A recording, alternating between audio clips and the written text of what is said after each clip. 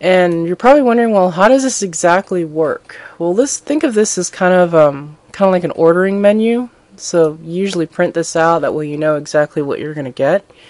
So where it says here a plotted line, notice we have a plotted line here, and a plotted line there, another plotted line here, and another plotted line here.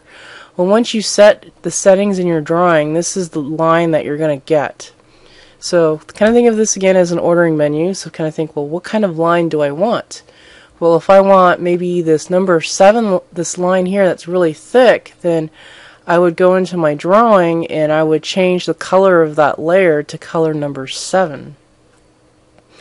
And I've also kind of printed out 2 versions of this NCS pen table. This is the black and white version, and like I said, most construction documents are going to come out black and white, and that's why this one, in my opinion, tends to be more helpful to me than the colored version. So I did print out the colored version in case you prefer that one. So this is the colored version. So in your drawing, you would actually, if you want this line here that's next to color 7, you would change the color of that layer to color 7. So you can see up here it says layer / object color. So this is a complete table of that. So let's kind of go back to our drawing now.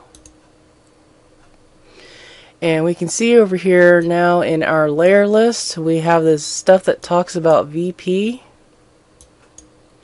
So it's in this column here where we want to change the colors. So we can see that this one has been set to red, and likely what happened, the color value of 1 was typed in here, which made this layer red. So going back to our table here, so the color value of 1 was put in there, and we can see that this representative color here is not exactly accurate. You know, these little boxes, so kind of ignore the little patches. And this is why I just use this black and white version, because sometimes if you're trying to go off the color patches, it can be kind of misleading. So I tend to use just the plain black and white version and just go off the numerical value here. So it says color value 1.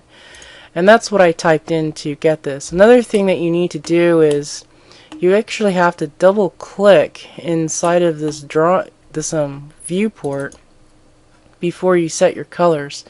If you set your colors while you're outside of the viewport, it won't exactly work. It'll do it for this template thing that's here, and we'll talk about that here very shortly in the upcoming sections on how to do this. So you need to make sure that you double click inside of here and then go through and set your viewport colors, otherwise it won't work. Because sometimes you can have multiple viewports and Civil 3D won't know exactly which viewport you want to set your line weights to, so you need to make sure that you actually double click inside the viewport. It's a common mistake that many students make. I'll be honest with you, the first time I was learning this software I was so confused. I couldn't understand why it wasn't working, and then I realized, well, I actually need to double click inside of here to set those viewport colors. So that's what this is all about here.